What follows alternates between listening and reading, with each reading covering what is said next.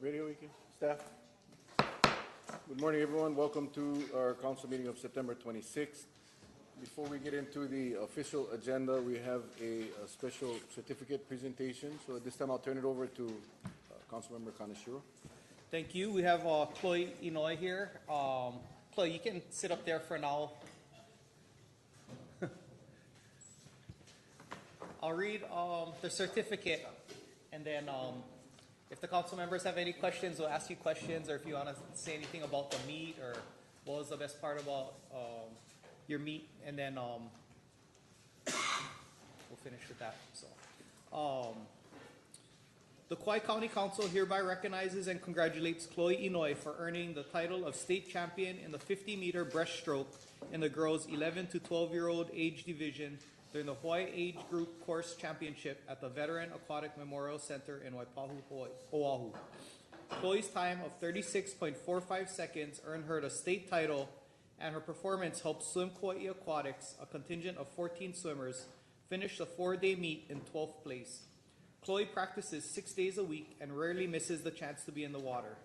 Chloe and a teammate from the Swim Kauai Aquatics were selected to represent the state of Hawaii in the 14 and under age group during the Western Zone Swim Meet, and had the opportunity to experience international competition just like in the Olympics. The swimmers worked with new coaches, living and working with swimmers from different teams throughout the state. Chloe learned valuable lessons and experienced what it's like to compete on the next level, and one day we will be able to witness her participation in the Olympics. The Kauai County Council congratulates Chloe Inoue for earning the State Breaststroke Championship Award in her age group and wishes her much continued success.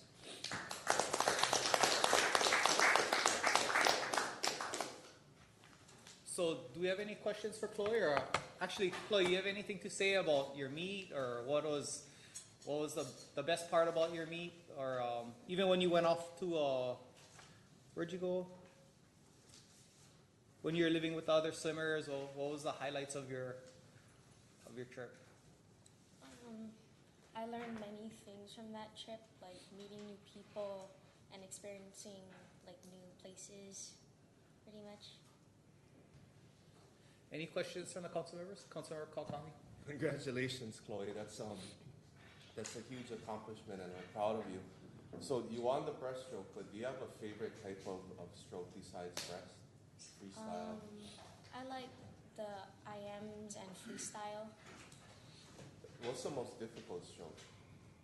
Backstroke and butterfly for me. Butterfly.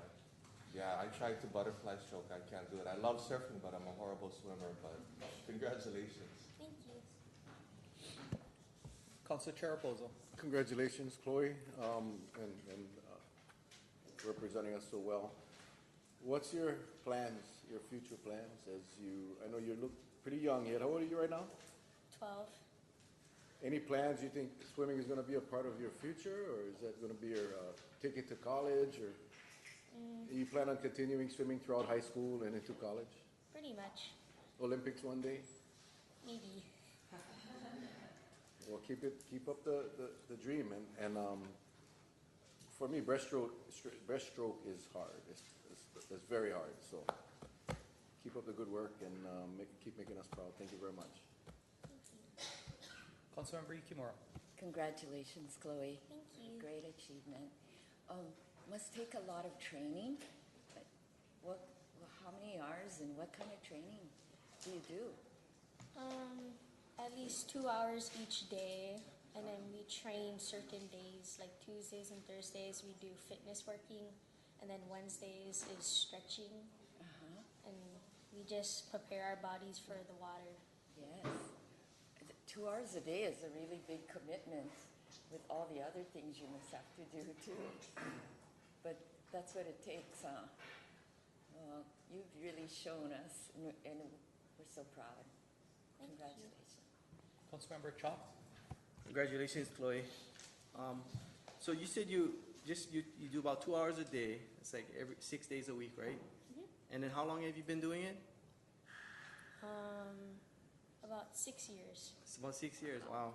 Yeah, there's a book that I read that talks about how many hours it takes to become an expert in anything, and they say it's about 2 hours a day per day over 10 years. So you're well on the way. You already actually passed that threshold. You're on your way to that expert level, obviously, by the outcome. Is this your mother? Oh, yeah, okay. You want to introduce her? What is her name? Deborah. Deborah. Is it Deborah? And who's your coach? Coach Kurt. Great, okay. Is Coach Orlando still there too, or part of that? Is it the same? No, It's a different one. team. Oh, okay.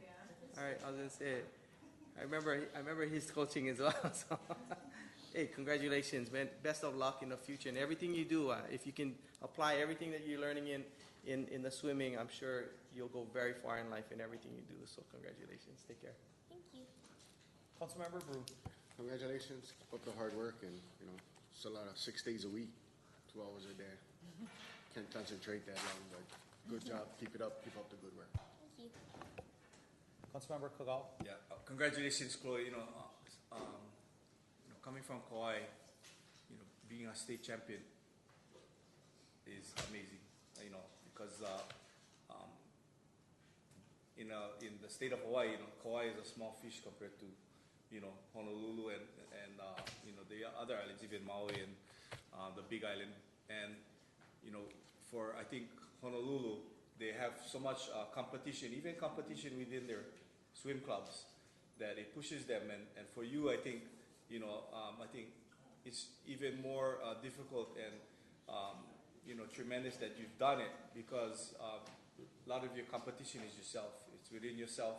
It's not like being on Oahu. So it's really remarkable feat. And to keep it up is even going to be even more difficult. And it looks like you have the commitment and desire, and you know what it takes to be a champion. And I just look forward to more success from you in the future. So congratulations on everything. Chloe, I had just said one question though. A lot of great superior athletes that excel in something, like whether it be golf or swimming, they have a inspiration within maybe their family or something. So do you have like swimming or something within your family that has pushed you to try this, or is just you just started at a young age and just enjoy it? And that's tremendous. Yeah, Pretty much. good job and congratulations again. Thank you. Yeah, no, congratulations again, Chloe.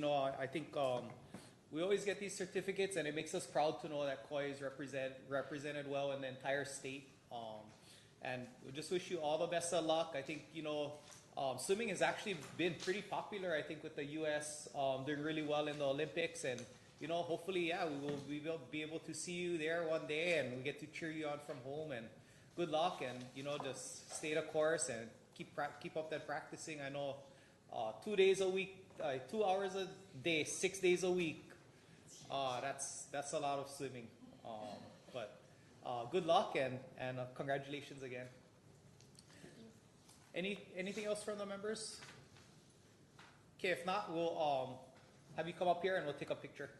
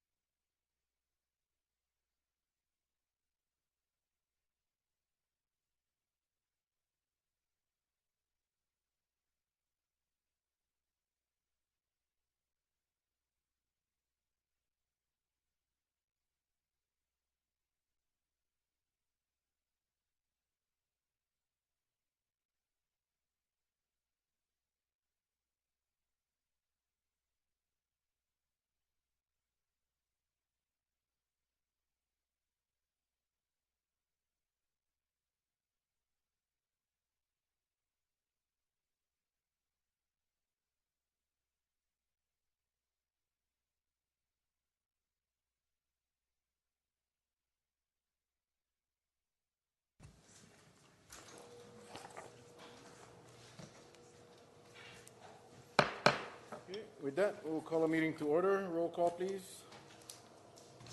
Councilmember Brune. Here. Councilmember Chalk. Here. Councilmember Kagawa. Present. Councilmember Kaneshiro. Present. Councilmember Kawakami. Councilmember Yukimura. Here. Council Chair Repozo. Here. 7 present. Next item, please. Approval of the agenda. Can I get a motion to approve the agenda, please? To approve. Second. Thank you. Just for your information, we'll take our first item today will be our C 2018-207, which is our pension briefing from Grassroot Institute of Hawaii. But before that, we have an executive session today, which is ES 967, and what I'll do is I'll suspend the rules before we get into the agenda. So Mr. Ridgely, he wanted to testify, but he cannot stay all day. So we'll take his testimony and we'll resume with the agenda. Any other discussion on the agenda? Motion is to approve. All in favor, say aye. Aye. Yeah, the next item, please. Next item are the minutes of the following meeting of the council, the August 22nd, 2018 council meeting. Second. Any discussion or public testimony? Seeing none, all in favor say aye. Aye. Motion carried. Let's just do the consent calendar and then we'll go out of order. Items on the consent calendar for receipt. See 2018-204, 205. Any discussion or public testimony? Seeing none, all in favor say aye. Aye. Thank you. With that, as I stated, we're gonna go ahead and take ES 967. Jay, can you read that? Then we'll go ahead and take the testimony. On page 6, this is ES 967 pursuant to Hawaii Revised Statute, sections 92-4 and 92-5A4, and Kauai County Charter Section 3.07E, the Office of the County Attorney, on behalf of the Kauai County Council, requests an executive session with the council to provide the council with a briefing regarding a claim filed by Roger Ridgely Jr. and related matters. This briefing and consultation involves the consideration of the powers, duties, privileges, immunities, and or liabilities of the council and the county as they relate to this agenda item. Okay, this time I will, if there's no objection, I'll suspend the rules. Mr. Ridgely, you wanted to come up and testify. Not sure if you guys saw this claim. It came in a while ago. It is involving a tree branch that damaged Mr. Ridgely's vehicle, and I'll let him explain the rest. Okay, my name is Roger Ridgely Jr. from Angel and Paradise. I was going on. Is that on now? Okay, so back in December, I was going down Route 581, Kamula Road, and there is a Halbush branch hanging over the road. I sent, everybody's got pictures of it, went through the council once before. So I went to the Department of Transportation and filled out the forms, and that's the state building. So the state sent me a letter back saying that it's not their responsibility, it's the county's responsibility. So therefore, I applied for the papers from the county council and to the county for the paperwork to put the insurance claim in for that. The damage to my truck is $1,414.09. I get a letter back from the county saying that they're not responsible, that the owner is responsible. Well, the Halbush is 3 feet from the road. So I don't understand how that the owner would be responsible for that when the tree is 3 feet from the edge of the road and it's hanging over 10 feet in the road. This has been going on for a year now, and I keep getting bounced back and forth between who's responsible. My question to the county council is, isn't it the county's responsibility to keep the roadway safe for both vehicles and pedestrians? So I need to get an answer here because this is on my truck that I use every day, and I have pictures of just within a mile's range of trees that are hanging over the road, and I have pictures of trees that were cut down by the county, and if that's the case, the county's cutting these trees down, then why isn't the county held responsible for this Halbush that I ran into? And for me to avoid that Halbush or some of the trees that are on the roads, I have to veer in the other lane and not take my responsibility and chance of hitting another vehicle. So I need to get an answer to my question on who is going to pay for the damage to my truck. And I have a thing from the owner of the property, two paperwork from the owner of the property, where she has called KUIC to have KUIC come out and cut the Halbush because the electrical wires are going through the Halbush and she can't cut it because she's afraid that the Halbush will come down on the electrical wires. She also sent a letter to the county asking the county to help them out with that too. But the tree has been cut by the county after after I hit it. So if the county is cutting the tree, I think the county is responsible for the safety of the roadway. I have and just for information, we'll be going into executive session later with the attorney so we can get briefed on, and then I'm hoping Public Works will be here as well. But I just had a question. As far as the area that you're saying the tree was 3 feet from the road, Yes. and you said that the county cut trees in They that cut the area? tree because they had to, because the trucks are going by there are whacking the tree. Because it's low, it was really low. Right. And the Right. county was the ones that, To cut the tree down, yeah, as far as I know, yeah. yeah, just make sure Public Works is here for afternoon or whenever that we get into executive session. Any other questions for Mr.? Yeah, just you've asked a bunch of questions. We're on the legislative side, the administration, people under the mayor, I would hope would give you a little bit more answers directly to some of the questions you've had. If they're going to deny it, at least provide some of those answers. So have you been provided with?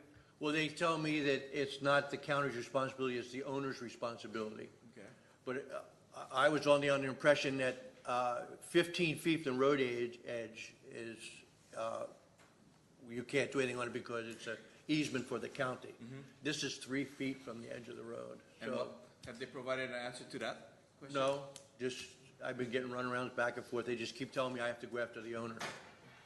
Yeah, I mean, for me, it's, if we're gonna deny it, I would hope that, we can answer all the questions as best as we can. And for me, that the county not answering the second part when you're saying, I thought, county should maintain within 15 feet, and why are, you're not doing it? I would hope that we would have an answer to that kind of question, especially when when we're gonna be denying it. So anyway, yeah, just letting you know how I feel as far as, the complaints that you've raised. Yeah, see, the problem too is everybody's passing the buck down. Nobody wants to take the responsibility. Yeah, and I have problems with that. I mean, like I said, I think legitimate questions should be answered. Thank you. Yeah. Any other questions for Mr. Ridgely? I don't know how much we can discuss in the open, that's why it's an executive session.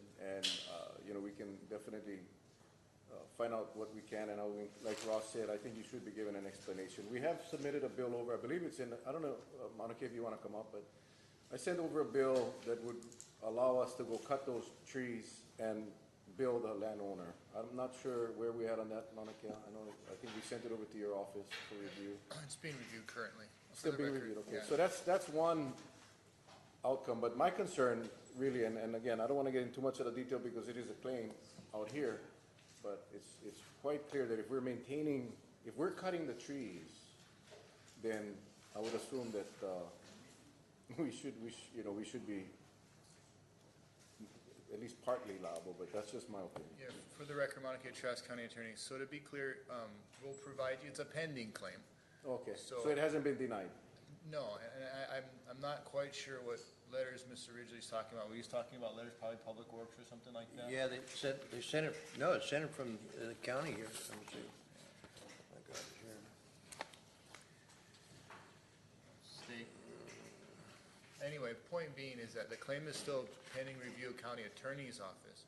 I've been informed, we haven't denied the claim. We're vetting these issues. You're gonna get a dissertation on tree law, rural tree law along county highways in the back, so it's kind of complex, but, Mr. Ridgely's claim has not been denied yet. Okay, Or not to say that it will be, it's pending.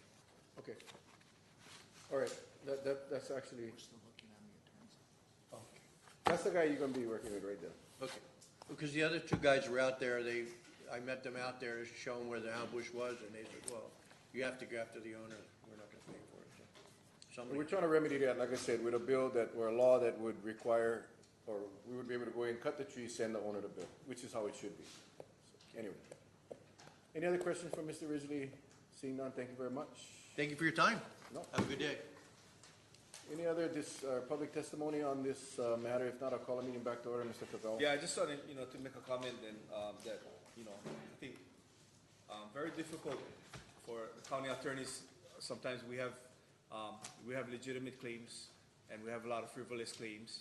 And, you know, sometimes, I mean, it seems like the movies, but, you know, I think sometimes we may have a tendency to deny at the outset, and then search for more, see if the claimant still wants to pursue. So I think somewhat it's kind of like the movies, but it's just, you know, because a lot of the initial ones, we have a feeling a lot of them are frivolous, and, you know, so yeah, it's a tough job too for county attorneys, and but like I said, I think our job is, if we're gonna deny, let's answer legitimate questions all the way to the end, and I'm sure that Mauna Kea is behind that type of you know, responsibility. Thank you. Thank you. Any other comments? If not, we will move this to later in the agenda when we get into executive session. Okay, can we have 207, please? On page 2C, 2018-207, communication from Council Chair Repozo requesting the presence of Joe Kent, Vice President of Research from the Grassroot Institute of Hawaii, to provide a briefing on the Grassroot Institute of Hawaii's report titled How to Resolve Hawaii's Public Pension Debt Crisis and Any Findings or Recommendations Specific to the County of Kauai. Move to receive. Thank you. With that, thank you for being here today. I understand you did a presentation. Was it on Maui? Is that where did you do Well, I've done a few presentations for small groups around, so yeah, Anyway, not on Mount yet. I'll suspend the rules at this point with no objections, and if you could just state your name for our captioner and our record, and then you can go ahead with your Sure. presentation. Thank you. My name is Joe Kent, and I'm the Vice President of Research at the Grassroot Institute of Hawaii. Thank you so much for this opportunity to present to you today. The Grassroot Institute is a nonprofit think tank working to advance individual liberty, economic freedom, and accountable government. So we just try to educate the public and lawmakers about good government issues. And we serve as an independent watchdog. We don't take any money from the government or any political parties or the military or the university, and we don't work for any clients. We just take money from individuals who care about educating the public about accountability issues. So, and today we're talking about the public pension system, which is in a crisis right now because of the huge debt that we keep hearing about. Now, as for me personally, I was a public school teacher for 8 years. I taught on Maui in Lahaina, and I kept hearing about this crisis, this debt crisis in my retirement system, and I wanted to learn more about it. So I did a lot of research, and I joined the Grassroot Institute and came up with this report, which I think you all have today. So that makes me a member of the public pension system, so I kind of have a vested interest in figuring out how to resolve this. Now, I understand that you folks heard from Tom Williams earlier this year. He's the director of the employee retirement system. Grassroot Institute works a lot with Tom Williams in vetting our work. We're good friends with him and the ERS as well. But we're going to give some different things that he may not have thought about today. So, well, the ERS, if you don't know, it serves about 120,000 employees across the state. That's about 9% of the population of the state. All of these state and county government workers get a retirement plan, and they contribute money from their paychecks into the ERS. And when they retire, they're promised a benefit from the investments from the fund. So it works if the fund is full, but the fund is half empty, as you can see. We're missing about $12.9 billion of money from the fund. We have $15 billion in the fund right now, but because that money is missing, it represents an unfunded liability. So you could say for every dollar that we owe to retirees in the state, we only have about 55 cents.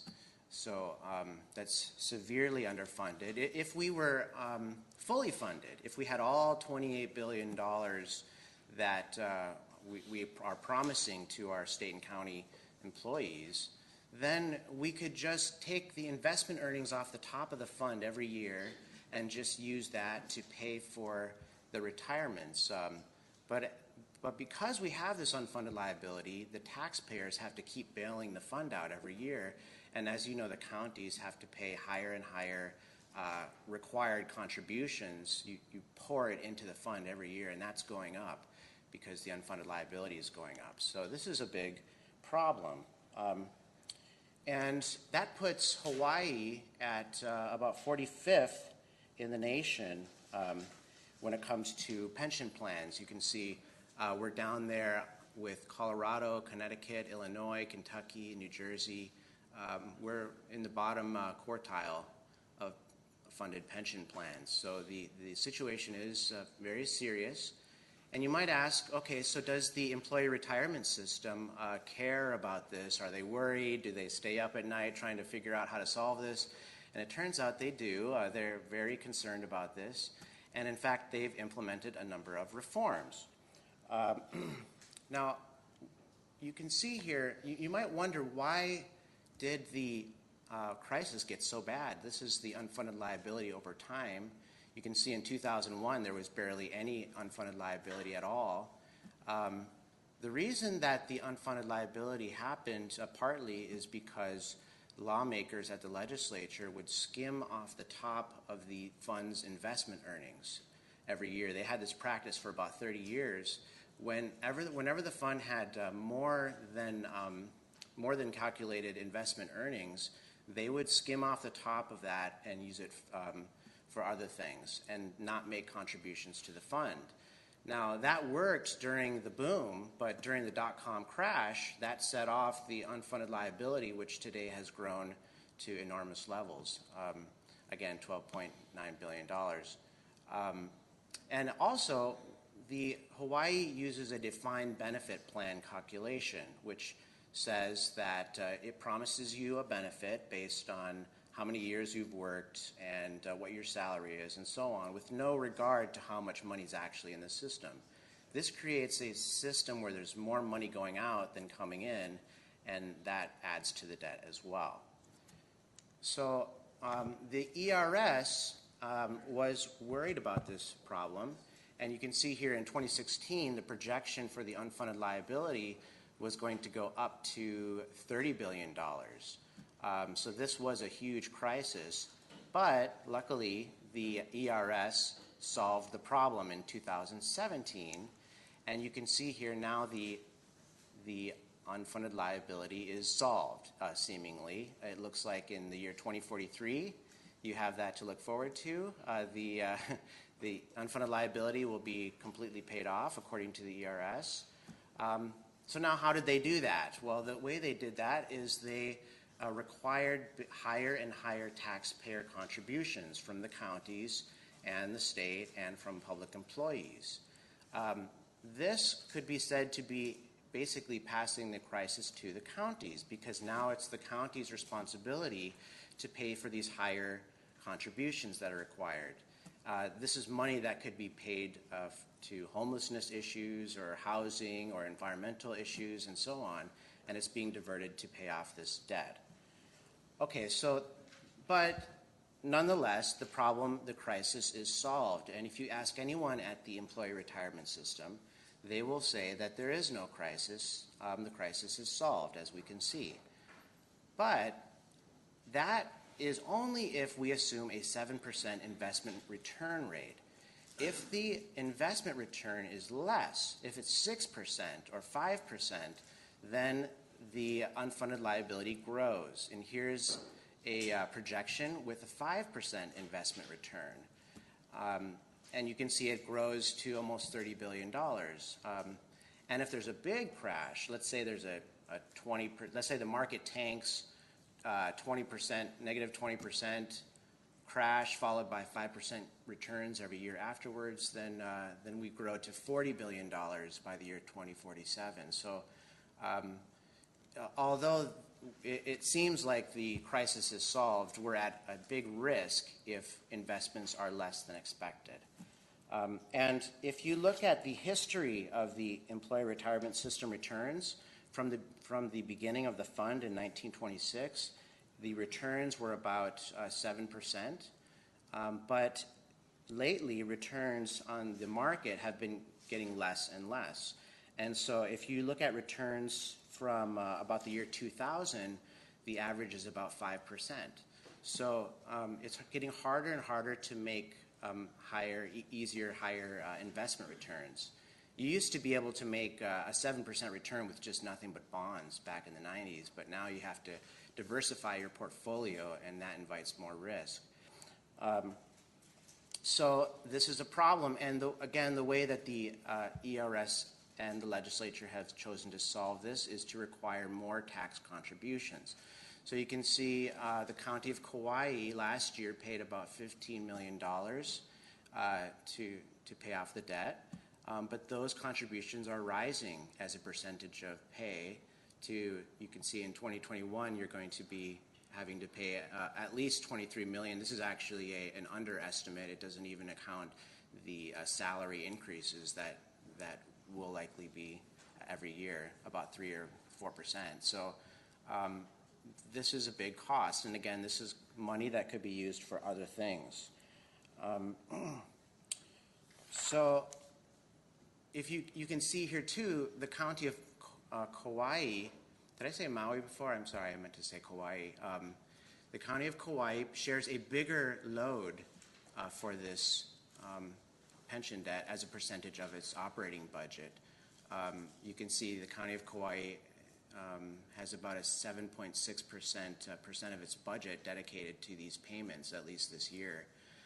And that's more than the rest of the state and counties. So, and that's because your county apparently must have higher salaries than the other counties for whatever reason, because the pension calculation is the same for every government entity. So I'm not sure why that is. We actually do have a lot of data about the Kauai County salaries and overtime and so on. So if you want that, I can provide that for you as well. So we looked across the nation for best practices to try to solve this problem.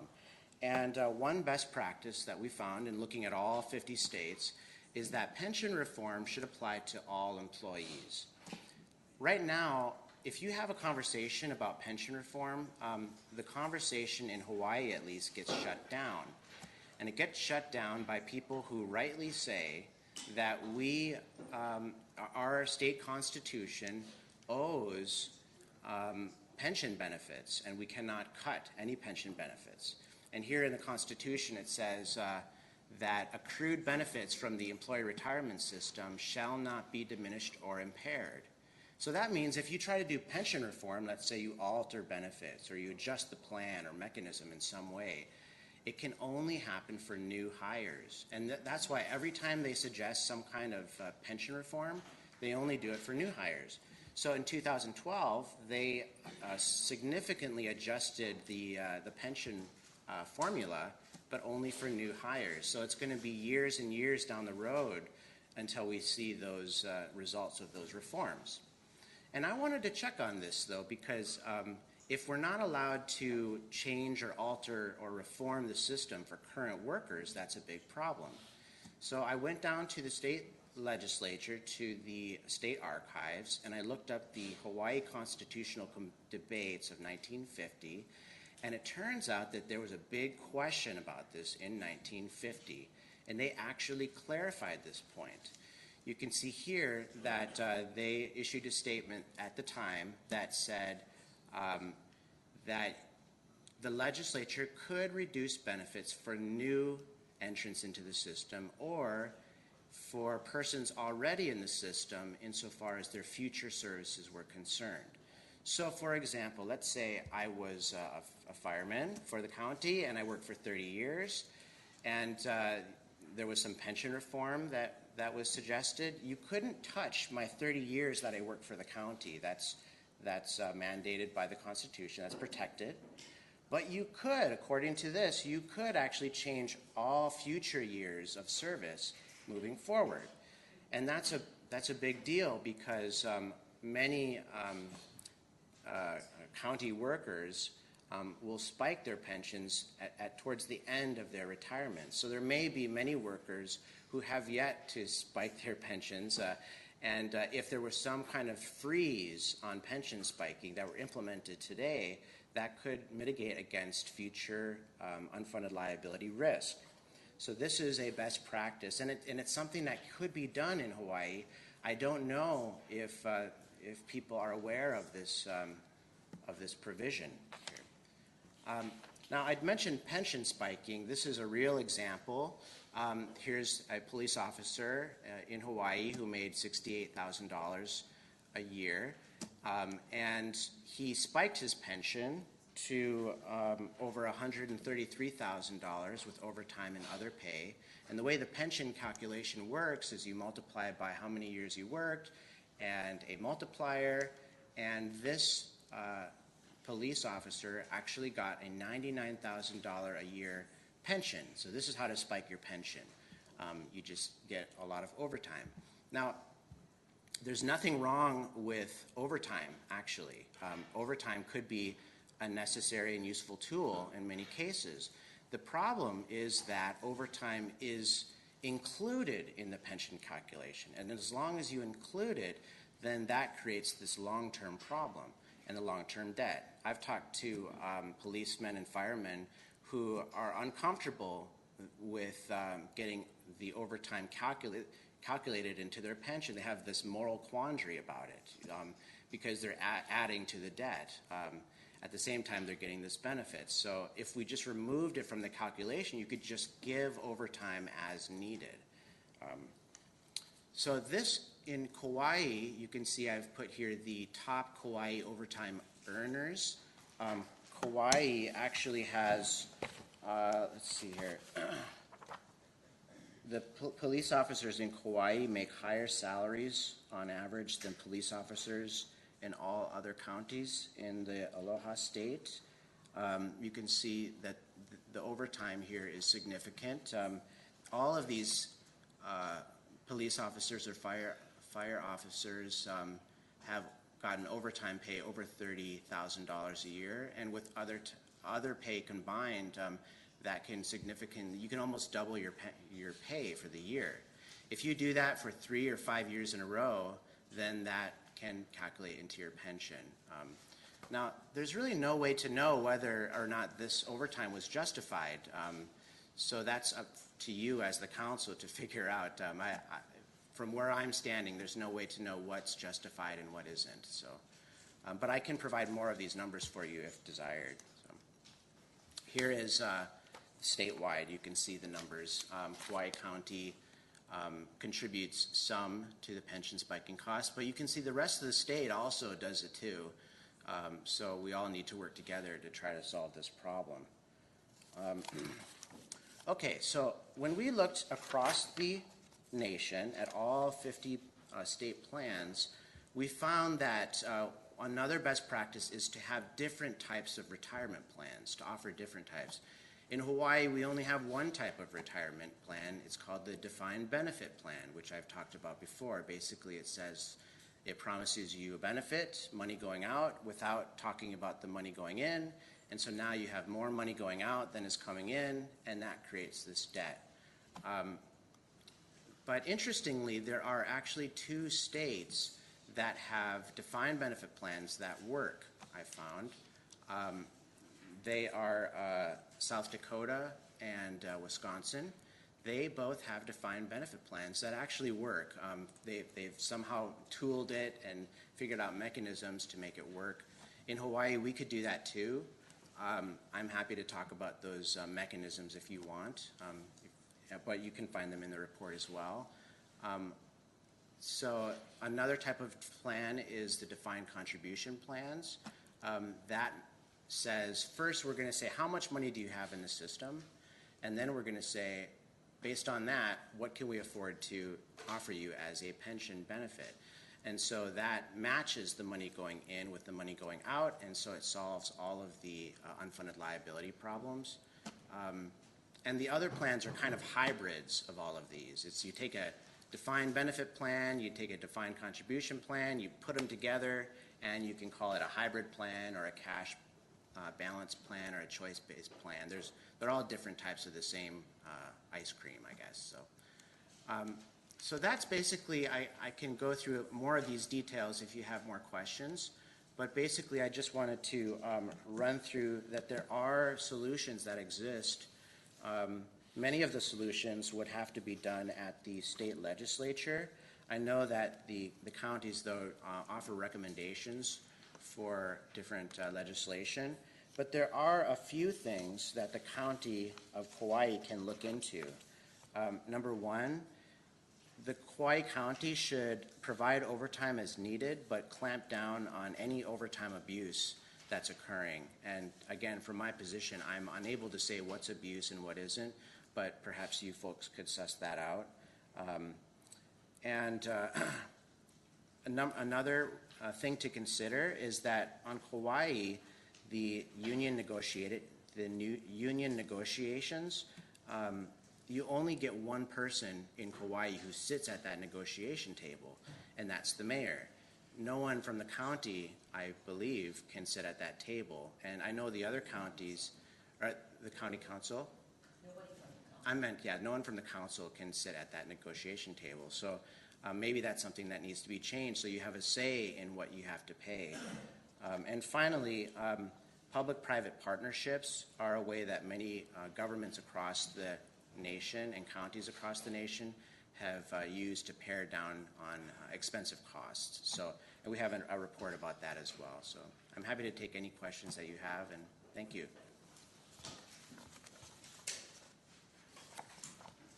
Thank you very much. Mr. Kanashiro? Thanks for the presentation. I have a question. Are all the other counties and state paying their full contribution into the system? Yes, at present, they're all paying what they're supposed to be paying into the system, yeah. Okay, thanks. Councilor Ricky Moore? Thank you so much for this presentation, because we need to know what solutions there are, because right now we're sort of driving down to a cliff that's in the future.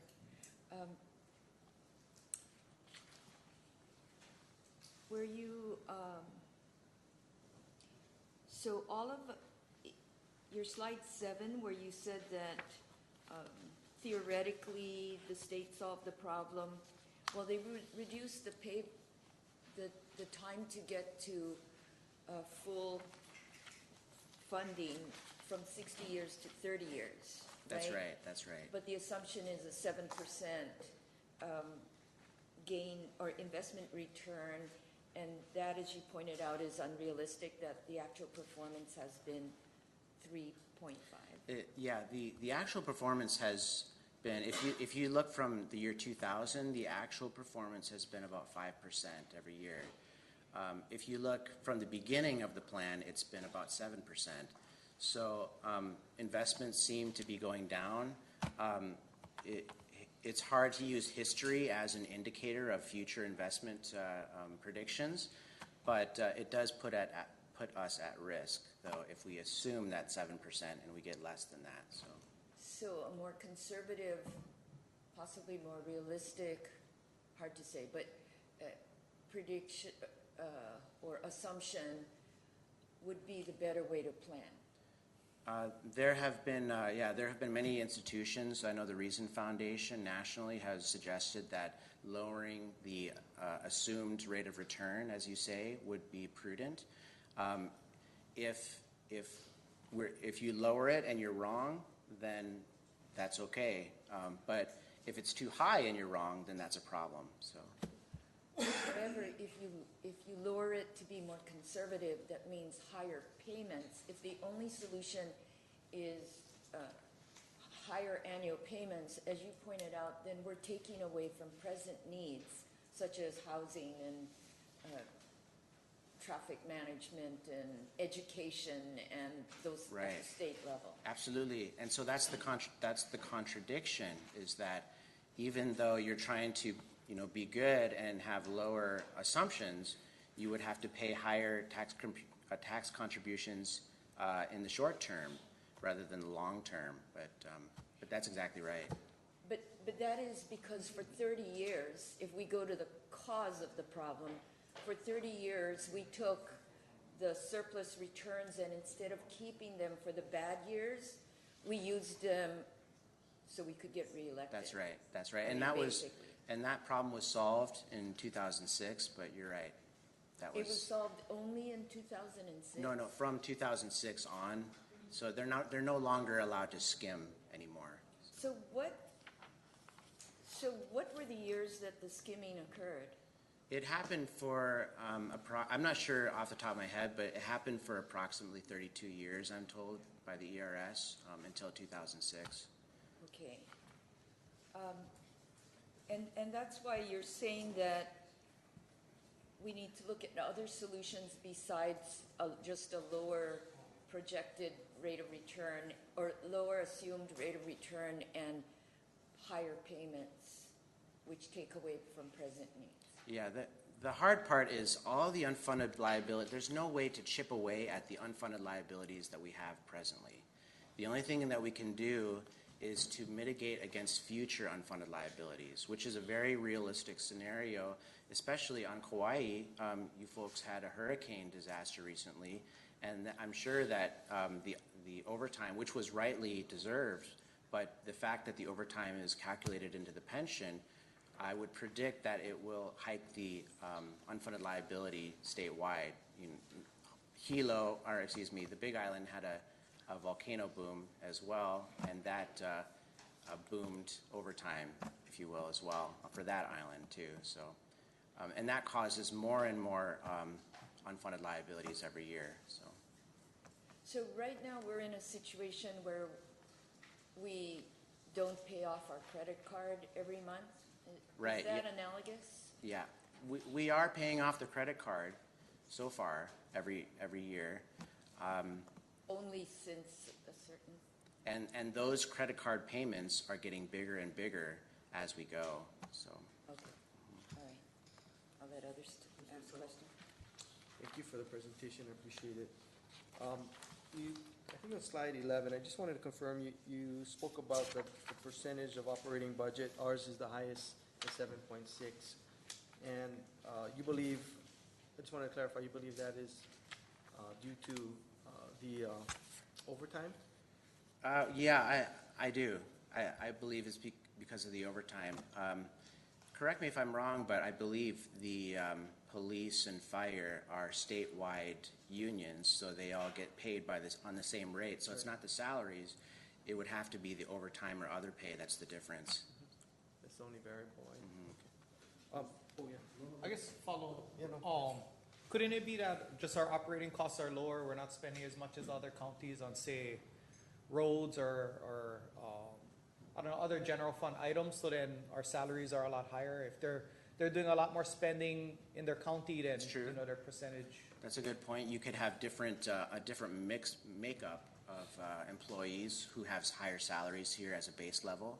That's true too. So. I have a follow-up, but Okay, hang on. It's not a follow-up. Hang on. But you said in your presentation that our county employees on Kauai are the highest paid in the state. In the state, yeah. If you look at the comprehensive annual financial reports and you compare them county by county, Kauai does have the highest average salaries. That's right. Okay, hang on. Mason, did you have on that It's a same separate, topic? it's a Okay. separate question. Mr. Bruin? It's a separate question. And then I have a Councilor follow-up. Ricky. couldn't the reason we have the highest percentage be that we have just the lowest, a lower tax base, a smaller population? Well, it's an average per person, so What's an average per person? I mean, police officers on Kauai make higher salaries on average than police officers in all other counties. Yeah, so no, it's an average. I mean, That's a very interesting factor I'd like to pursue, but just in terms of number 11, where we are the annual required contribution is the highest of our operating budget, and I know our finance chair is saying that, isn't it because we have a lower operating budget? oh, right. But isn't it because we have a lower operating budget because we have a smaller tax base? Yeah, I mean, that's You might, always, so in other words, you might have more county employees compared to your tax base. That may be, I haven't looked at that, but that may be, sure. well, that's why it'd be really interesting to see how you figure out that our employees are the highest paid. You're right, yeah. We need I have a report on that I can give you. Okay, that would As be, well. please, Yeah. helpful. Yeah, for me, I'm interested to see that report because for me, when I look at our entire budget, you know, we've been cutting costs so much in our budget that as you cut costs, then your salary, your fixed costs, which are like salaries, become a higher percentage. So I'm wondering, you know, if it's not so much that the employees are getting paid more, but just that we've been cutting our budget so much that salaries is a higher percentage of our budget Well, than other counties. This is something I can't really speak, I'm just gonna speculate that sometimes when you cut positions, then you need overtime in order to fill that gap, and then you're kind of into circular in a way. But that's just a speculation, I don't know. Yeah, because, I mean, if we went and just increased our spending on operations, then our employee costs, percentage costs would go down. You know, if we said, let's go fix up more parks and do more stuff out of the general fund, then our salary costs would reduce, so. If I'd be you It's interested one to or the know. other. I mean, it's don't need either more our positions. operating Yeah. budget is less, you know, that's why the personnel costs or the cost is higher, or the other way. But, you know, I think when we compare the different line items, we gotta really be careful because it's totally different operations. We didn't cut positions, I mean, we cut expenses.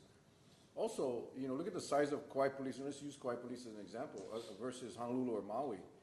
You got 10 guys covering the island on Kauai. You got, you know, 10 guys occupy a little block in Honolulu. So the overtime expense, obviously for Kauai is gonna be higher because we don't have the manpower.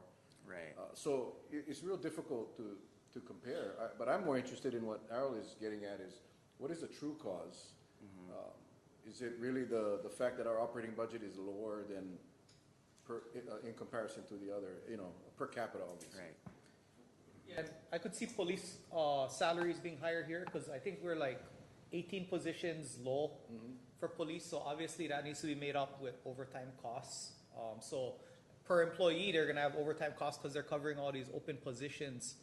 But yeah, I guess there's a lot of variables to look at on it. But the fact remains that we're in trouble with the ERS. I think, Yeah. and you know, a lot of what you said is consistent with what the ERS director said. He talked about it, pretty much everything you talked about, he covered. And I'm sure he's kind of restricted to what he can and cannot say. So I think you two are pretty much in line with the problems that we're going to face very shortly. The 7% is a nice number. And again, it's you know, it's relative because, you know, you could take any period of time that you want to and say, you know, average return was 12%, 8%. You know, in any given day, you could have a 20% increase, the next day you have a loss. So I'm not an economist, I'm not sure a financial guy that can determine what that number should be, but 7 seems quite high when we're considering the problems that if we don't hit it, the cost of this Right. state. Mr. Kagao. I mean, I know we went over the slide before. I kind of can we just blow this up a little bit? Which one is that? Page 10. I mean, it's like, I know you know, we're talking about fencing spiking, which is, I think, it's preventable. Overtime is preventable. You just you deny overtime and you do more with less. It happens all the time in private business. It happens in sports, in football. You get less good players. They play both ways. I mean, it's preventable. These allowing overtime when you have a 68,000. Should I go to the previous slide? It's slide. yeah, page 10, but it's Oh, I'm sorry, slide Slide, 20, sure, okay. slide 19. Yeah, okay, there you go. When you have a regular salary at 68,000, and you're allowed to have $52,000 in overtime, I think that is a great slide right there. And you know, I think I've been criticized in social media by firefighters who say I pick on them, but I mean, look at that. The fire captain making 56,000 and making 46,000 in overtime? I mean, you know, so what is the justification, right? The fire captain, you say, oh well, we got emergency. That's why we go out at overtime. But what are you getting paid when you shopping at Costco with the crew and there's no call out? You know, that should go in the bank. You did nothing that day, and then when you get the call out, it comes out to regular. It's just your regular job. You are an emergency responder. But when you have that nothing day where you don't do nothing the whole 24 hours, that should go in the bank as saying, hey, you know what, when I get a call out, I'm going to use that day I did nothing. But we allow this to happen. We allow this to happen. And I mean, just look at the page. It's just concerning for me. We got, you know, fire captains making, again, 56,000 is the regular pay is, I think, is more than 56 for a fire captain. This is because when we request the information from they Kauai give it a County, low and a high. they give us a range. That's Well, right. I mean, just saying that, you know, 41,000, 56,000, 46,000 is for me, it's preventable. And you're pointing it out as a problem because it hurts taxpayers for the rest of their life after they retire.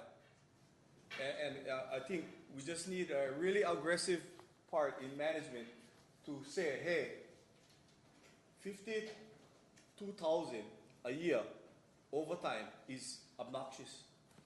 Maybe 12,000 a year, okay, you're in public safety. But I think, you know, by saving that $40,000 over the life of this guy, this is big bucks when you're talking about controlling the whole department. So, and there's a contradiction here. The people who are in charge of fixing the problem of divorcing the overtime from the pension calculation, that's the legislature. But the legislature doesn't pay for police or fire employees. So it's only the counties that can bring this issue up with the legislature.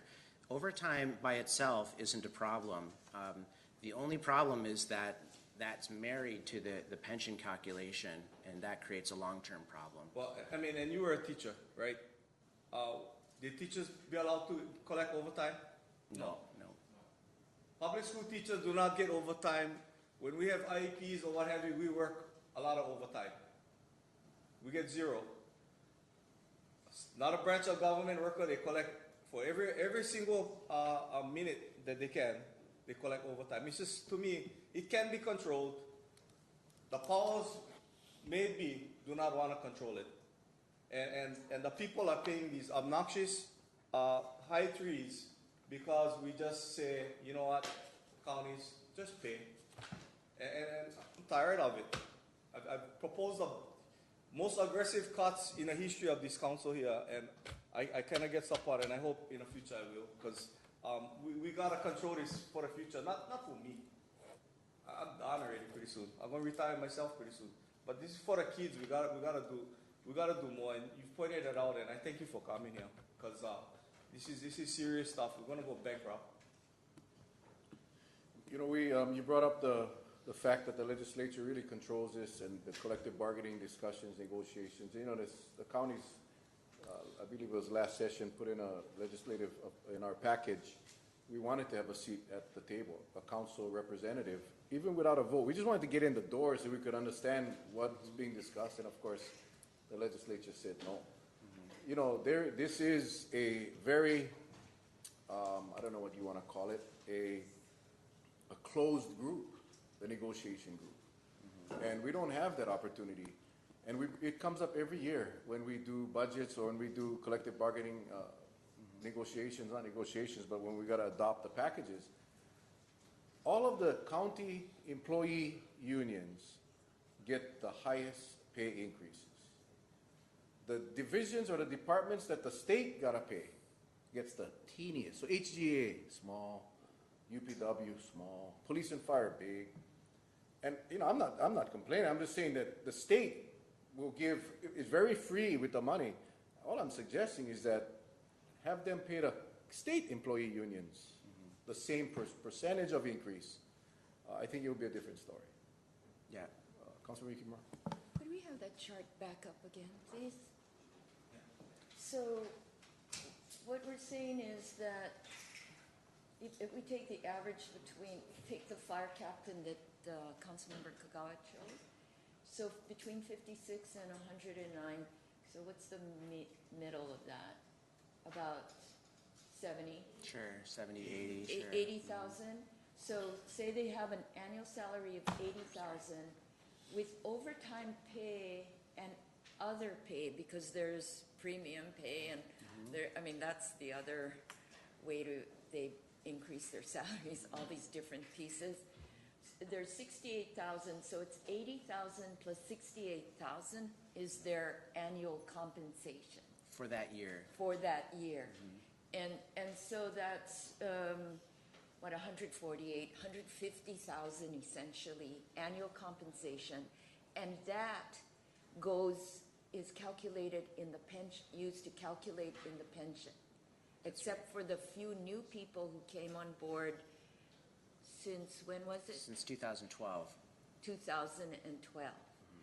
So you're really creating a class of haves and have-nots, because there are people who are getting more than adequately compensated, and then there are others who are in a much more restricted kind of pension. So, and then we have this ever-increasing liability, which we have to pay ever-increasing amounts from our operating budget. And wouldn't you say that it then causes things like this constitutional amendment, because the teachers are not getting what they need from the operating budget, so they're looking for other places for funding. It just causes all kinds of distortions in the budgetary process. So I want to go back to some. Oh, you have some follow-up? No, keep going. We have Councilmember Chalk and then Connoisseur have questions as well. Did you have follow-up to my questions? Because I'm shifting now. I guess follow-ups, no? Okay, keep going. Oh, okay. Well, why don't we go to? Councilmember Broom? We've had a different question for a long time. That, on slide 10, that Board of Water Supply, that is just Kauai. Slide 10 or page 10? Let's see. Slide right there. Okay, yeah, go ahead. The Board of Water Supply, that's just for Kauai. No, Board of Water. I believe that's the state. Statewide board, Board of yeah, Water. Board of Water Supply, right. There's no state board of water. Oh, Is that that's- city and county? That's just every county put together, or? I can't say, it could be Honolulu, but, I don't know, this is the numbers they give me. I think it's all the county water boards put together, okay. is according to our Thank budget you. Yeah. staff. Because they said our county water supply is not in our regular Oh, county thank you. budget. So Okay. it must be the whole state. Yeah, this summed is up. the numbers I'm given, so. Yeah. Oh, correction. That might be just Kauai's. Oh, Honolulu's maybe embedded in their budget. I'm not sure on that one. Wait. Because in your slide 21, in your slide 21, you show the city and county board of water supply and the Hawaii County board of water supply, but not Maui and Kauai. And I was wondering why. well, these are the numbers that I'm given from Yeah. Employees Retirement System, so I think I can we would- ask them and get back to you. Yes, because I think we would be interested in Kauai's Sure. water board figures. Thank you. Councilmember Brew? Councilmember Chalk? Thank you, Mr. Chair. You mentioned Article 16, Section 2, and, future services, and then it shall not be diminished or impaired. So have you had a legal review on this section? And I'm curious to understand, because you're having this discussion statewide and with other counties and at the state level, if there's movement in this direction. I think just no one's really aware of it. And I did talk to the ERS director about this, and I've talked to different counties about this, Maui County, and no one's really heard of this before. So there could be either it would have to be, like a law review, like you said, or a legal challenge brought to the state, or someone could just pass a law that froze all overtime calculations into pensions, just pass the law and see what happens. But yeah, this question needs to be answered about whether or not future services, or excuse me, benefits can be changed for current members for their future services. Did you get an estimate based on this? What kind of savings and where it put us in the system? Unfortunately, no. That would require an actuarial calculation. It needs to be done, though. Thank you. Councilmember Khan, sure. I have a question on slide 21. As far as our lump sum payments for spiking, do you think it's fair that we have to pay a lump sum when the person retires, or wouldn't it be more fair if we paid, whatever the difference is over the life of their retirement? I mean, yeah, this is just the spiking cost for those that retired in 2017, but presumably these costs would continue year after year because it's their pension, so their pension stays at a certain level and keeps going. So yeah, it's a bigger number actually than we think because it's every year. so the lump sum is just to get us, I mean, when I look at it, someone retires today, and then we need to infuse a whole bunch of money to get I guess cover their pension. I would think, for us it would be more fair if, our pension increased by whatever that small increase is that they're going to be collecting throughout the year, rather than, because I see pensions, I think we do it by employee, and it comes in like $40,000 or per employee that we need to infuse today. I think it would be more fair to the county if, we paid what they would be getting paid for the year, it would be a much smaller number. Yeah. But I don't know, I guess just something to think of, or even for us to think about. Because, I mean, we're paying this lump sum number, I don't know, Yeah. today, Councilmember Kalkami, and I'll turn it back to the chair after this. Thank you. Thank you for the presentation. In 2011 and 2012, I was actually at the legislature representing 14th District. And so we did a few things, very unpopular things that year. We reduced, the amount of benefits to employees. We increased the years, we doubled the years for an employee to be vested from 5 to 10. And we increased the age of retirement from age 55 to 60, all to sort of address this pension issue that we have. But the other thing that we did is we made an attempt to prevent workers from accruing benefits from overtime, bonuses, lump sum salary, and allowances. And so, we said if the employer is going to allow pension spiking, then the employer is going to be required to make that payment. And I think that's where that lump sum issue pops up.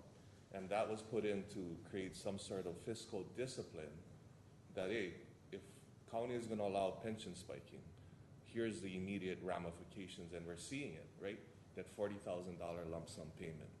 So those things are created by the legislature to start creating that fiscal discipline. But clearly, have we been seeing any type of positive movement? Have you tracked data as far as from 2012 till now, if pension spiking has indeed gone down or gone up, or what has the result of that been? Let's see here. We have, I don't have it here with me. I think pension spiking has gone down moderately in the past 5 years or so. We have an article about that on our website. That's from memory.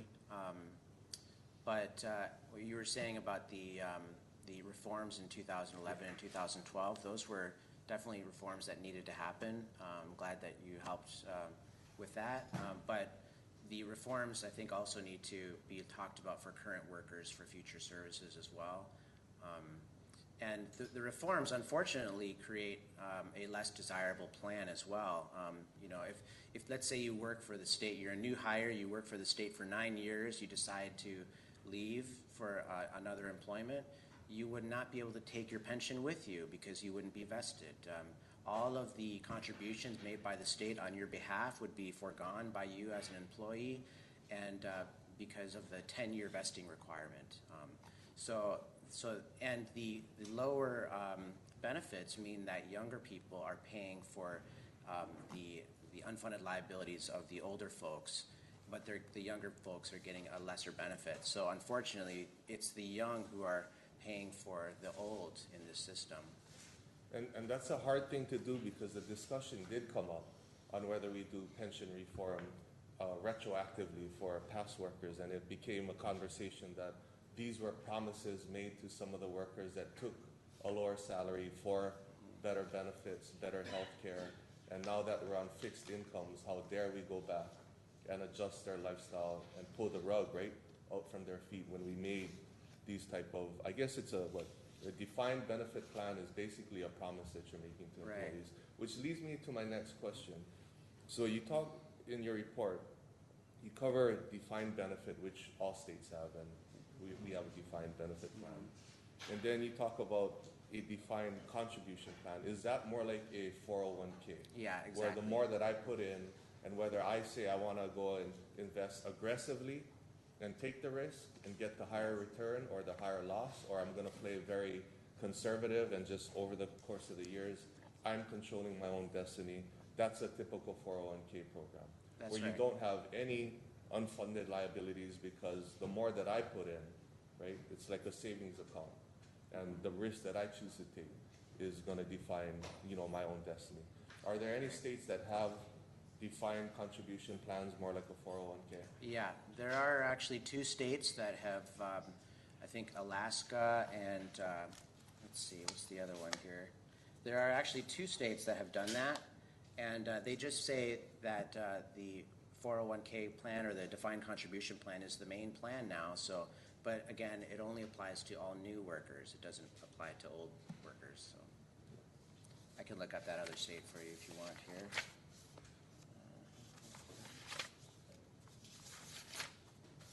That's not it. Well, I'll have to. Oh, here it is.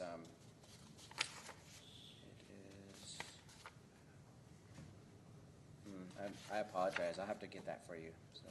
And then you did clarify that from 2006, the legislature was prohibited from skimming off of the That's correct, yeah. investments, right? That's correct. Yeah. Thank you. I have a real quick, can you put up, Yvette, can you put up slide 14? I want to, I'm sorry. Oh, you can do it. Yeah. Okay. There you go.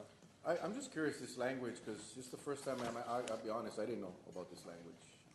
That was never brought up, even by the guy from the IRS, but has this been challenged by anyone? No. Is there any challenge to this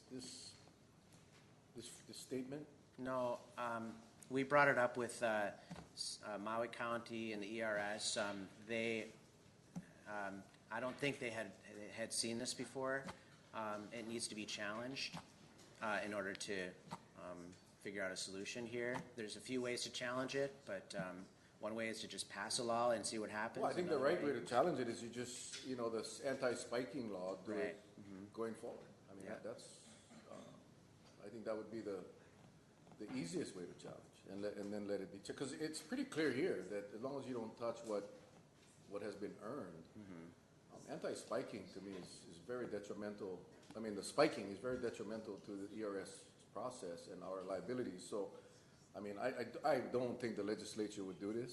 I don't think they got the political will to do this, but that would be the right way to do it. To start off with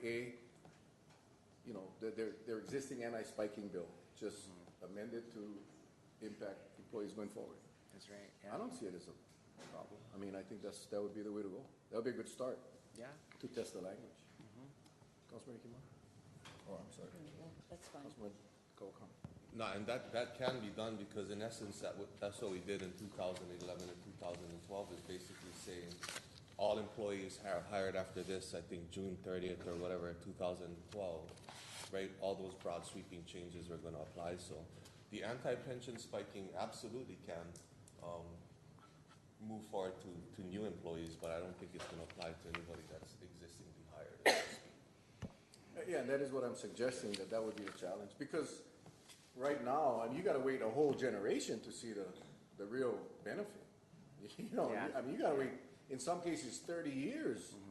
Some employees work 30, some employees work 40 years. But my point is that if we're gonna challenge this, if in fact this is accurate, and again, that's the first time I've seen it, I think that would be a great place to start. Councilor Hima? Okay, so just to be clear, what you're suggesting, Chair Repozo, is that the anti-spiking provisions could be applied to existing employees that came on board prior to 2012, when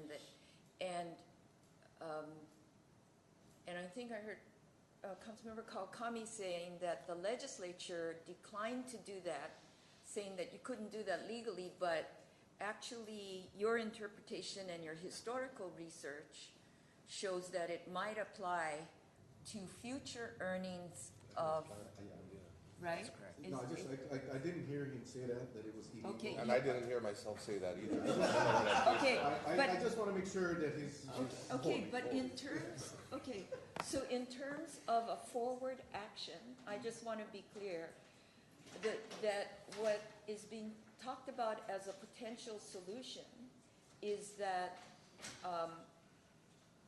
and we could even propose it as part of the legislative package, is that anti-spiking legislation be extended to future earnings of existing employees hired prior to 2012. It would impact all employees.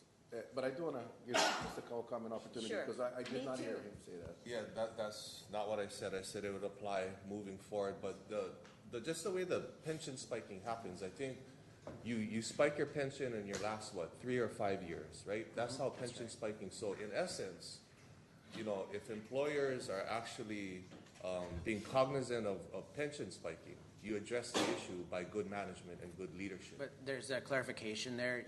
In Hawaii, you can, it's the highest 3 or Yeah. 5 years. So it doesn't necessarily have to be at the end. Typically, it's done at the end. though. Typically, it's Yeah. done at the end because towards the end, people are looking, oh, you know, I gotta go, you know, get that boost.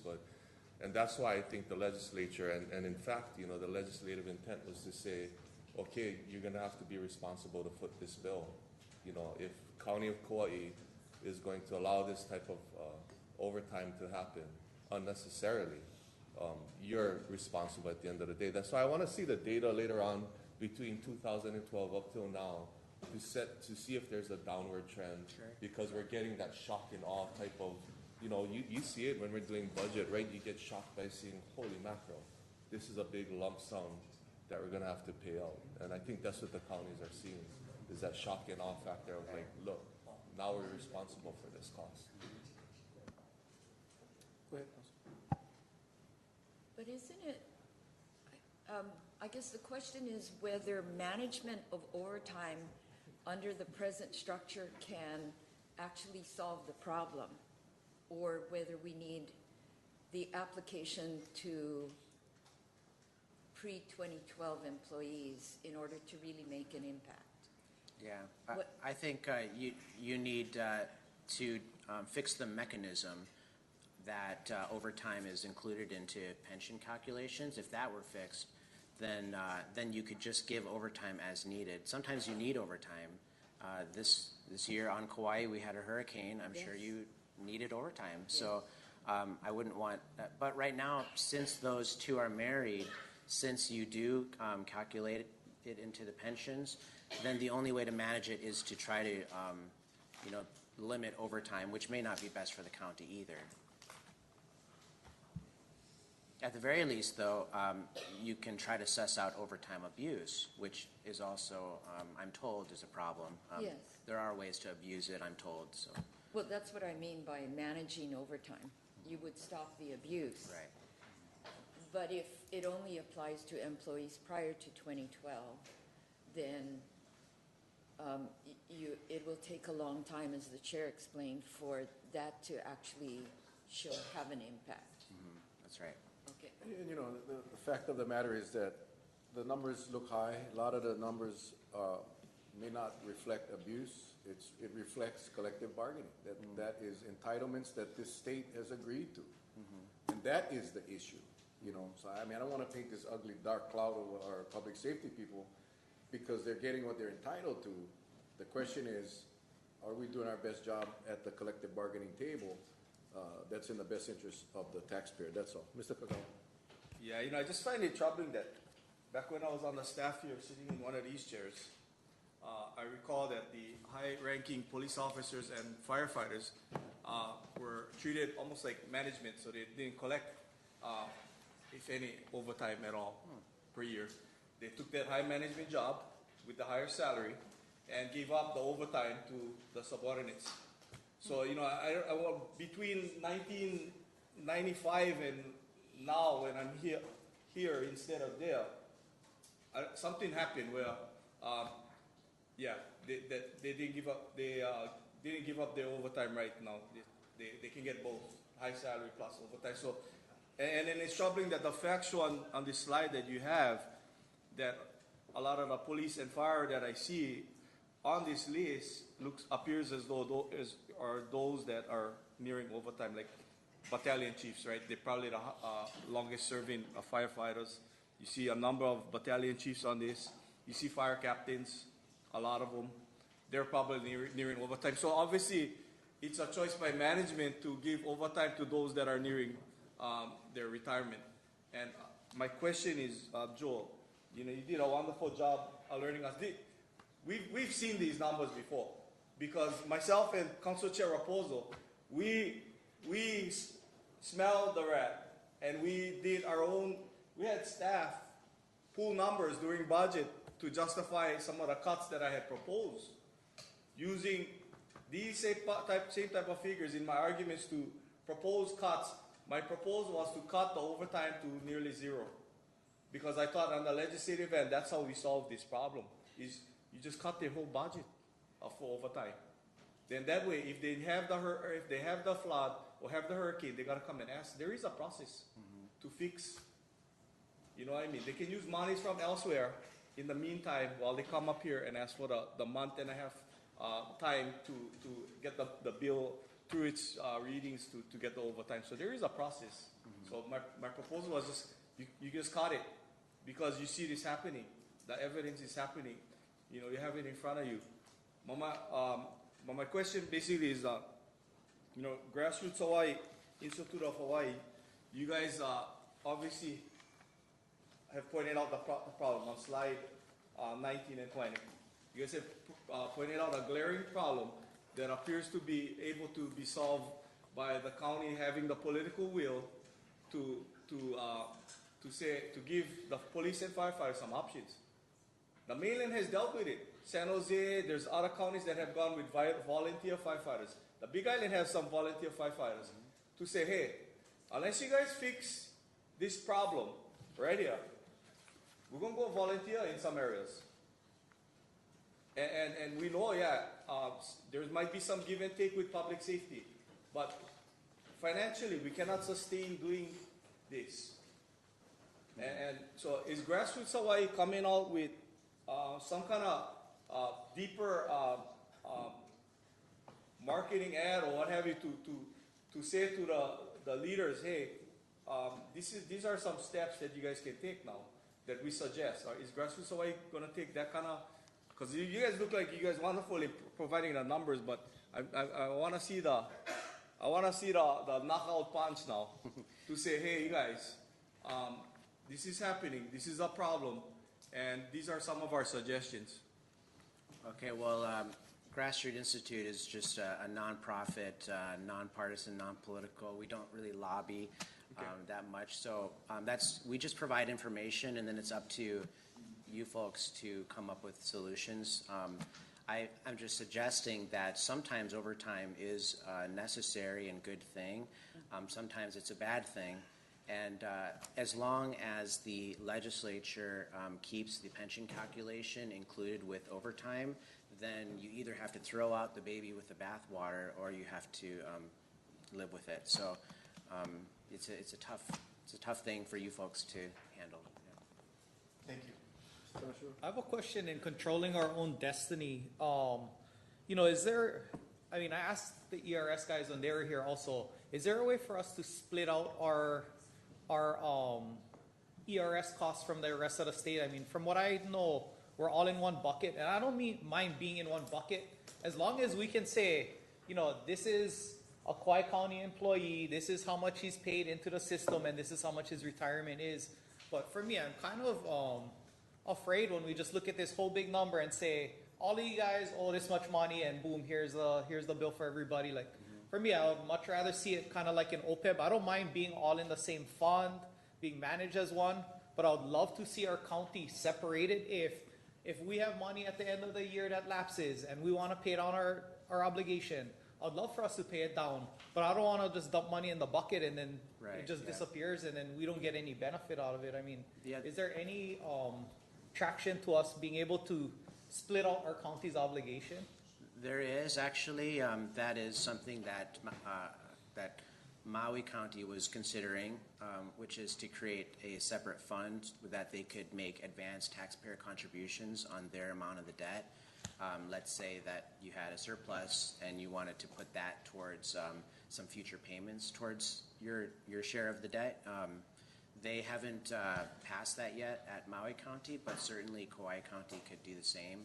I'm not sure if it would have to be passed at the county level or state level, but that has been floated by Tom Williams, ERS director. So I mean, is ERS prepared to be able to break it out by county and state? I think so. Yeah, they can do that.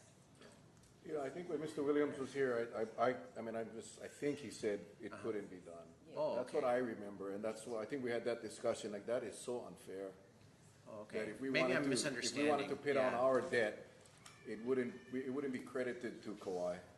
If I remember correctly, that's what he said, and that needs to change. I mean, even if it became our responsibility to keep track of our pension liability, I'd feel much more comfortable with the county saying, this is how much we're putting in, this is how much our employees will get at the end, rather than it all being in a bucket and then someone retires and we just get this lump sum bill of $40,000 for an employee and they say this is his spiking bill, this is what you need. I mean, we have zero control, zero foresight in knowing even what those expenses are going to be. I would really love for us to be able to keep track of it and then all being and part of that whole big bucket, because obviously we get some benefit in being a part of the bucket, but I mean, I'm just not that comfortable not being able to say, hey, where's this employee, on the schedule, how much have they paid in, how much are they going to get in return?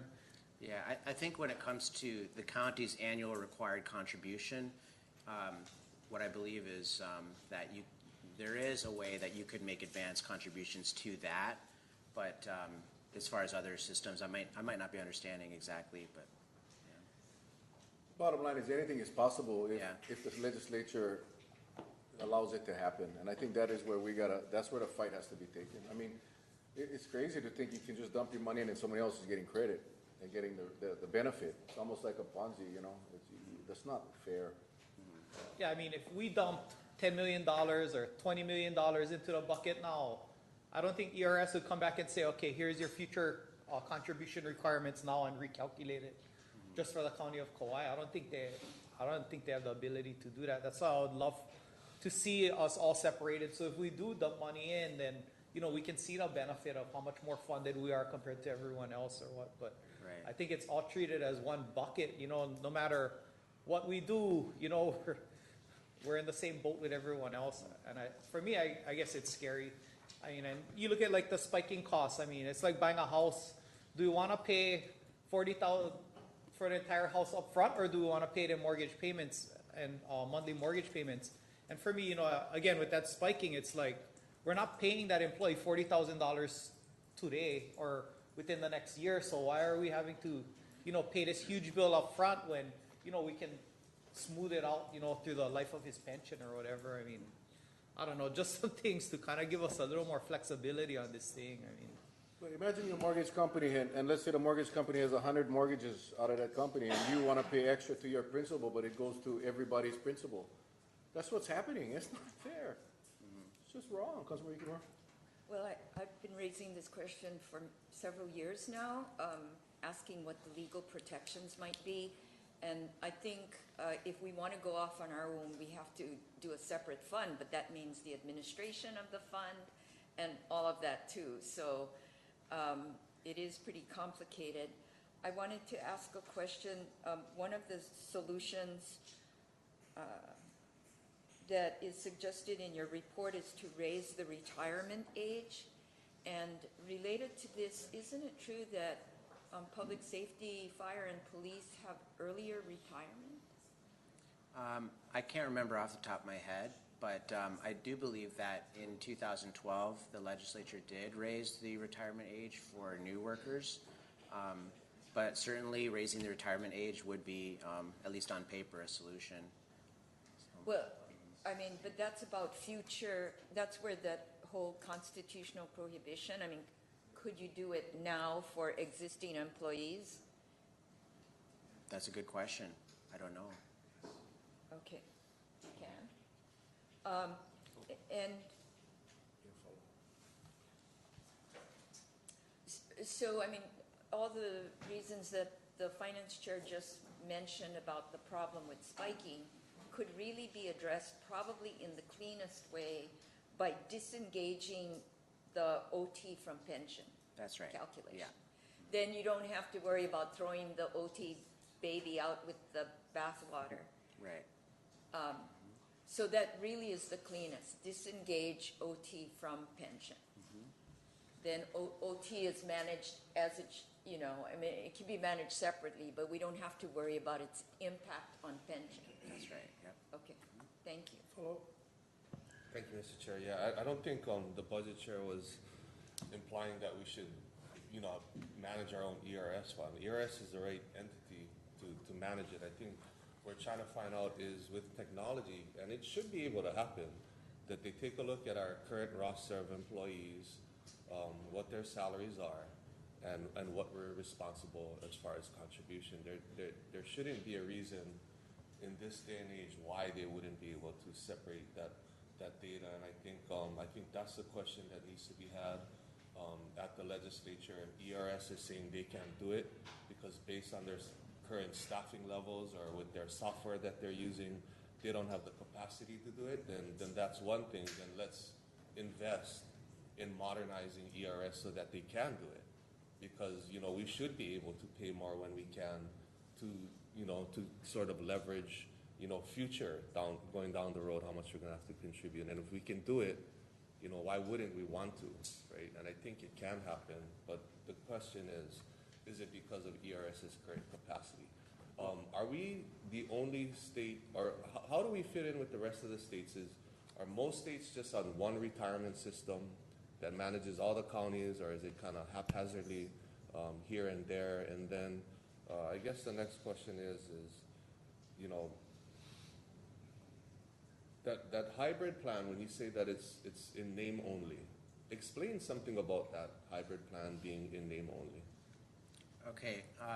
Yeah. So Hawaii. Well, first of all, what was the first point you made again? No, the first point I was just clarifying. I think on ERS's capacity as to whether they can break out county by county. I wanted to comment on that because in theory you would be able to, because your own county budget has all of the numbers of your salaries that you pay and overtime and so on. That's how I was able to obtain the information that I have. So in theory, you'd be able to double check the numbers you have against ERS's numbers and see. So that's one way to do it. You asked about the hybrid plans. Hawaii has a hybrid plan, but it's hybrid in name only. It's actually a defined benefit plan. They call it a hybrid plan.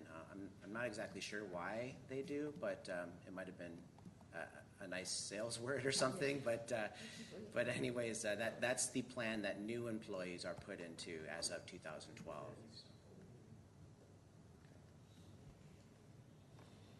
Yeah, no, thanks, Councilmember Kalkami. Yeah, I didn't mean we're going to separate from ERS completely. It's just being able to look at what is our county's obligation by ourselves and not as an entire bucket. And then, to further that, I mean, you look at how they calculate the contributions.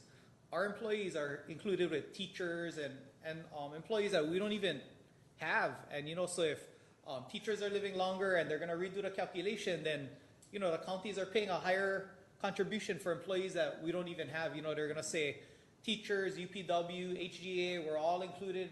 They're all going to pay this certain percentage, but, you know, we're going to recalculate because teachers are living longer. So UPW, HGA, teachers, everyone's going to pay a higher contribution now. to accommodate that in the pension. And again, it's like, I would rather us control our own destiny, you know. We look at, you know, have ERS look at UPW, HGA, the employees that we pay for. And you look at police and fire is split from all other employees. Police and fire are only county employees, and we pay, I don't know, in excess of almost 40% of their salary into pension. You know, hey, if we're gonna have state employees in ours, then let's put all our county employees in one bucket too, and everybody's gonna pay a higher rate. But if we're gonna split it, then at least let us control our destiny. You know, let us have our police, fire, all our other unions and employees. But I mean, for us to have state employees that we don't pay for, included in our calculation as far as what our contribution is, I mean, I don't know. Again, for me, I think as a county, we want to be able to control our destiny and, you know, do it as fairly as possible. So I don't know if we could be able, and you'd think that ERS has the ability to break out the counties and state and everything, because when an employee retires, they have to come up with a number for what that obligation is.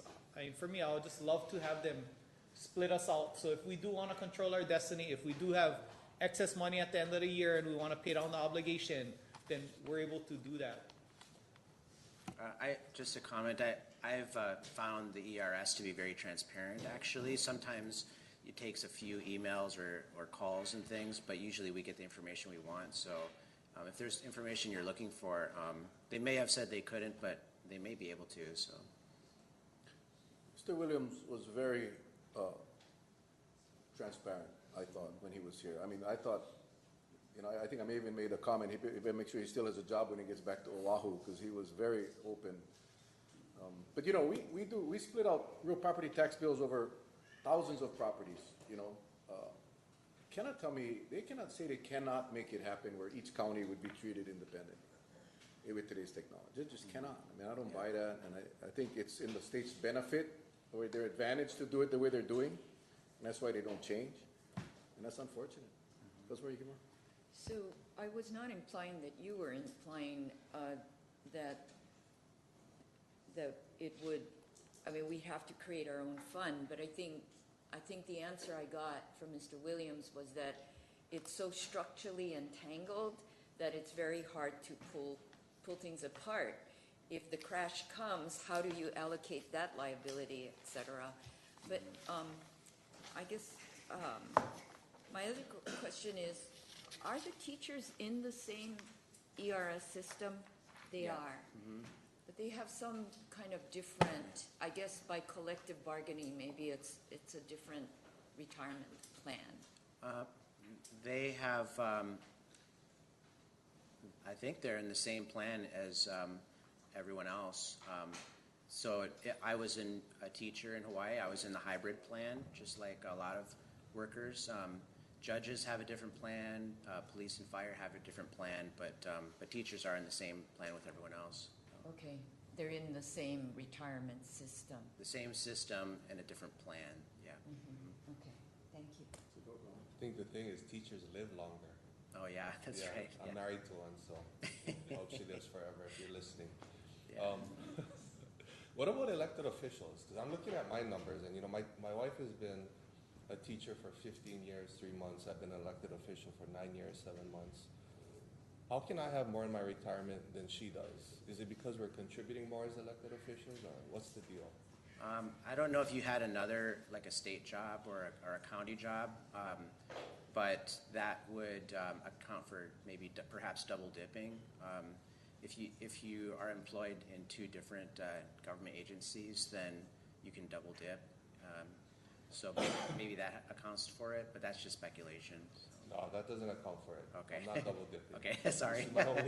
This is my only county job, Okay. but it's interesting because that's the truth. That's the fact. Like, I'm looking at online at our numbers, and I don't know if elected officials are actually contributing more. I think it varies, right, by class. I mean, how much a teacher will contribute to the plan versus an elected official. Because I noticed that I'm on a contributory plan. So Okay, yeah. I'm not an expert on public official plans, though, so. Sure. Thank you. I gotta go check mine, and my wife get more than me. teachers live longer, police officers live shorter. I mean, I was on police department, they said average lifespan of a police officer after retirement was 17 months. And I think that accounts for the opportunity to let them go out early. I don't know about fire department, but I would assume it's similar. Right. I would assume just the stresses of the job and all that create a very short retirement. It's not funny, but, so I think that's why they allow for not an early retirement, because you gotta work, you gotta serve the 25 years. But if you get in young, you get out young. I mean, there may also be a gender differential because teachers tend to be more female and the police tend to be males. So that may be part of the reason why you have this longevity differential as it gets more integrated, where more men become teachers and more women become police officers. Maybe that factor Well, might there's change. certainly a geographical difference. Hawaii has the longest living That's true. people in the nation, so, which is a good thing, I guess. So I don't want to change that. No. Not for a lower premium. No. No, we keep the longer life. Yeah. Any other questions for Grassroots?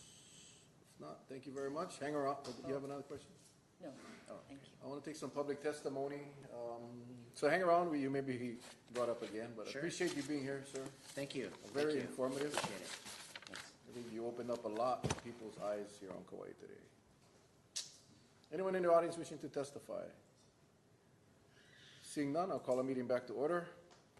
Mr. Kagawa.